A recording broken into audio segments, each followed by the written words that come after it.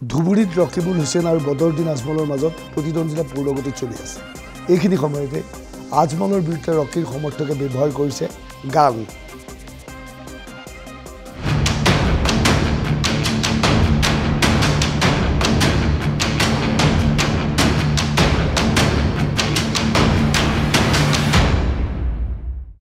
ধুবুৰীত ৰকিবুল হুছেইনৰ নিৰ্বাচনী সভাসমূহ মন কৰিলে আপুনি আচৰিত হ'ব যে যুদ্ধখন ৰকিবুল হুছেইন ভাৰ্চেছ আজমল হৈছে নে ৰকিবুল হুছেইন ভাৰ্চেছ হিমন্ত বিশ্ব শৰ্মা হৈছে। এয়া বিধানসভাৰ নিৰ্বাচন হৈছে নে লোকসভাৰ নিৰ্বাচন হৈছে। ৰকিবুল হুছেইনে বাৰে বাৰে কৈছে হিমন্ত বিশ্ব শৰ্মাক মুখ্যমন্ত্ৰী আসনৰ পৰা আঁতৰাবলৈ হ'লে আজমলক আঁতৰাব লাগিব। আজমল আৰু হিমন্ত বিশ্বৰ মুখ্যমন্ত্ৰী হৈ থকাৰ মাজত কি সম্পৰ্ক সাধাৰণ ৰাইজে কিন্তু বুজি পোৱা নাই। এইখিনি সময়ত গানক ইছ্যু হিচাপে লৈছে ৰকিবুল হুছেইনে। ধুবুৰীৰ তামাৰহাটৰ মুছলমান পাৰাৰ দৃশ্য এয়া। ৰকিবুল হুছেইনৰ সমৰ্থনত কংগ্ৰেছে উলিয়াইছে এখন নিৰ্বাচনী সভা। সভাত ৰকিবুল হুছেইনৰ উপৰিও অংশগ্ৰহণ কৰিছে প্ৰদেশ কংগ্ৰেছৰ সভাপতি ভূপেন বৰাই। ভূপেন বৰাই হেলিকপ্টাৰযোগে উপস্থিত হৈছে ধুবুৰীত। জাকিৰ হুছেইন চিকদাৰ, ৱাজেদ আলী চৌধুৰী, ৰেকিবুদ্দিন আহমেদ আদি উপস্থিত আছে ধুবুৰীৰ ৰকিবুল হুছেইনৰ এই নিৰ্বাচনী সভাখন। ধুবুৰীত ৰকিবুলৰ সমৰ্থকে উলিয়াইছে গীত।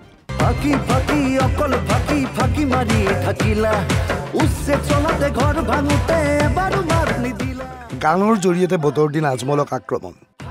ধুবুৰীবাসীক কিদৰে প্ৰতাৰণা কৰিলে তাৰ ওপৰত গান।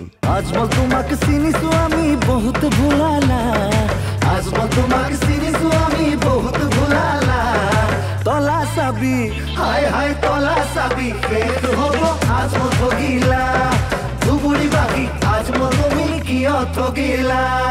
যেতিয়া তোমাক দৰকাৰ পৰে চিএম ছাৰে কিনে, যেতিয়া মন যায় তেতিয়া তোমাক বাদু ভাই বুলি মাতে। ৰকিবুল আহিছে এইবাৰ তোমাৰ নিস্তাৰ নাইকিয়া, ৰকিবুল আহিছে এইবাৰ তোমাৰ নিস্তাৰ নাইকিয়া, তলা চাবি হাই হাই তলা চাবি শেষ হ'ব আজমল ঠগিলা, ধুবুৰীবাসী আজমল তুমি কিয় ঠগিলা, তলা চাবি শেষ হ'ব আজমল ঠগিলা, ধুবুৰীবাসী আজমল তুমি কিয় ঠগিলা। এই নিৰ্বাচনী সভাত অংশগ্ৰহণ কৰি প্ৰদেশ কংগ্ৰেছৰ সভাপতি ভূপেন বৰা নিশ্চিত হৈছে ৰকিবুল হুছেইনৰ বিজয় নিশ্চিত। ধুবুৰীত যি জনসমুদ্ৰ দেখিছোঁ সেইটো জনগৰ্জনলৈ ৰূপান্তৰিত হৈছে। ৰকিবুল হুছেইন ডাঙৰীয়া ইতিমধ্যে এতিয়া প্ৰাৰ্থী হৈ থকা নাই, ৰাইজে MP বুলি ধৰি লৈছে। গতিকে মই নিশ্চিত যে ধুবুৰীৰ মানুহে এনেকুৱা ঐতিহাসিক সিদ্ধান্ত ল'বলৈ ৰৈ আছে যিটো সিদ্ধান্তই অসমৰ মাটিৰ পৰা সাম্প্ৰদায়িক ৰাজনীতি বিদায় দিব। ধুবুৰী মানুহে বুজি পাইছে যে আজমল যেতিয়ালৈকে অসমৰ ৰাজনীতিত থাকিব বিজেপি RSSে সাম্প্ৰদায়িক ৰাজনীতি কৰাৰ সুযোগ পাই থাকিব।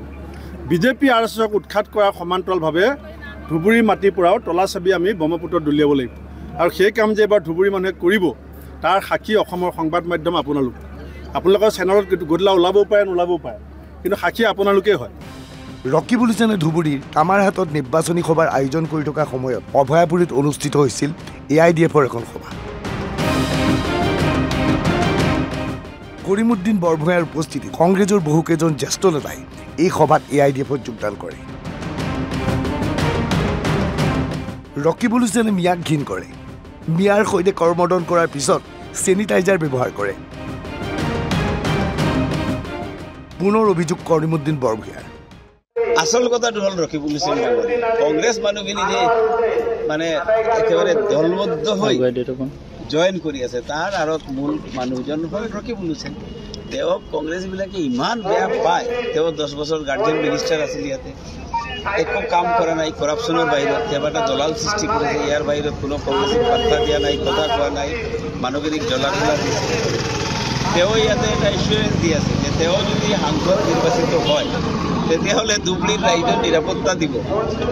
এইকাৰণে ৰাইজ আৰু বেছিকৈ জইন কৰি আছে, কাৰণ তেওঁ কেবিনেট মিনিষ্টাৰ আছিলে, তেওঁ ইনচাৰ্জ মিনিষ্টাৰ আছিলে। তেওঁ যেতিয়া কোকৰাঝাৰৰ গণ্ডগোল হৈছিলে, তেতিয়া বাছবাৰীত মানুহখিনি হত্যা হৈছিলে, যেতিয়া হাফিজ ৰফিউল ইছলামে সেই হত্যাৰ পিছত মানুহখিনিক জানাজা কৰাই আছিলে মানুহখিনিক ৰিকভাৰী কৰাৰ কাৰণে মৌলানা বদৰুদ্দিন আজমল সাহেব তাত কেম্প কৰি জমিয়ত উলামা হিন্দক লৈ মানুহখিনিৰ গড় পুনৰ্বাসন চব কৰি আছিলে তেতিয়া ৰকিবুল হুছেইন ফেমিলি লৈ অলিম্পিক চাবলৈ লগ দিছোঁ এই গোটেইবোৰ কাৰণে আজিও চাব তেওঁ গাড়ীত চাব আপোনালোকে কেমেৰা লগালে পাব এটা চেনিটাইজাৰ থাকে তাত কোনোবা মিয়া মানুহে যদি মুচফা কৰি লয় হাত মিলাই লয় তেওঁ লগালগ চেনিটাইজাৰ এইখিনি সময়তে ৰকিবুল হুছেইনে বাৰে বাৰে অভিযোগ কৰিছে আজমল আৰু হিমন্ত বিশ্ব শৰ্মা একেটা মুদ্ৰাৰ ইপিঠি সিপিঠি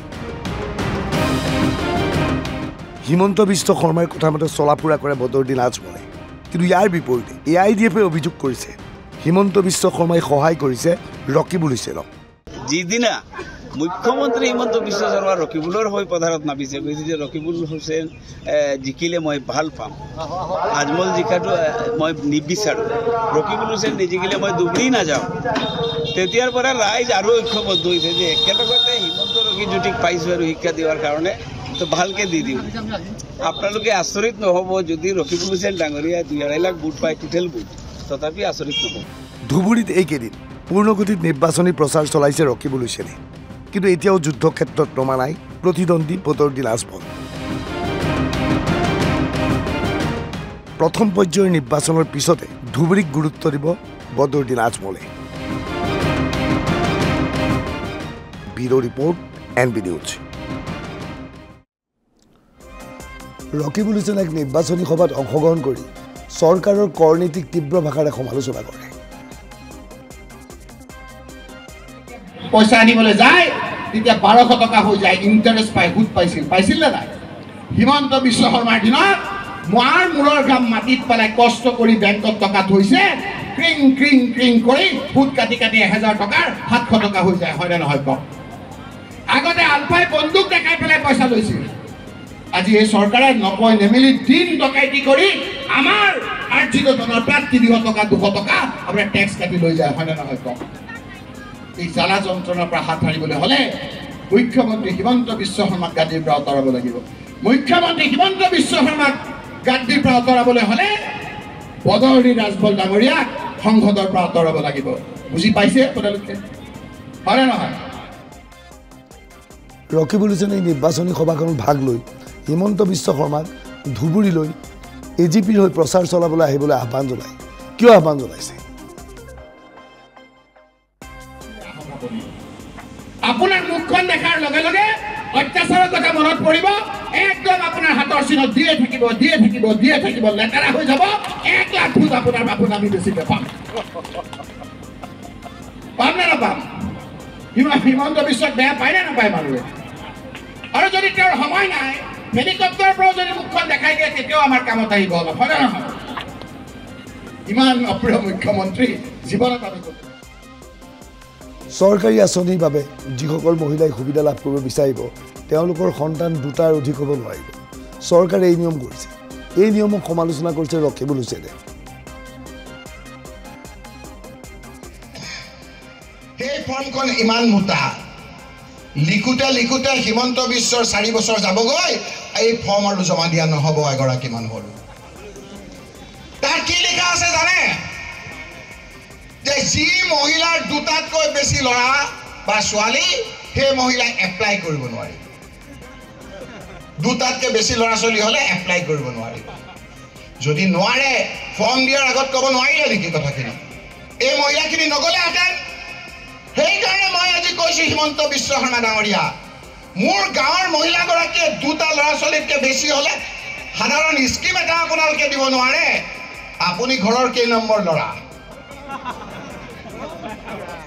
আপুনি ঘৰৰ 4 নম্বৰ ল'ৰা আপুনি 4 নম্বৰ ল'ৰা মুখ্যমন্ত্ৰী হ'ব পাৰে আৰু মোৰ এই গাঁৱৰ মহিলাগৰাকীয়ে দুটা ল'ৰা ছোৱালী হ'লে হ'ব নোৱাৰে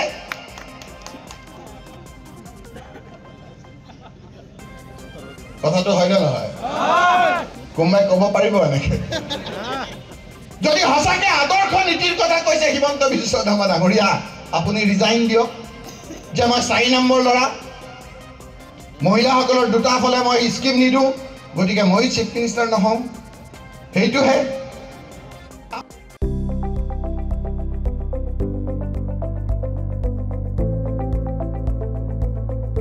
NB নিউজ সহজ সৰল ভাষাত নৱভাৰতৰ কথা।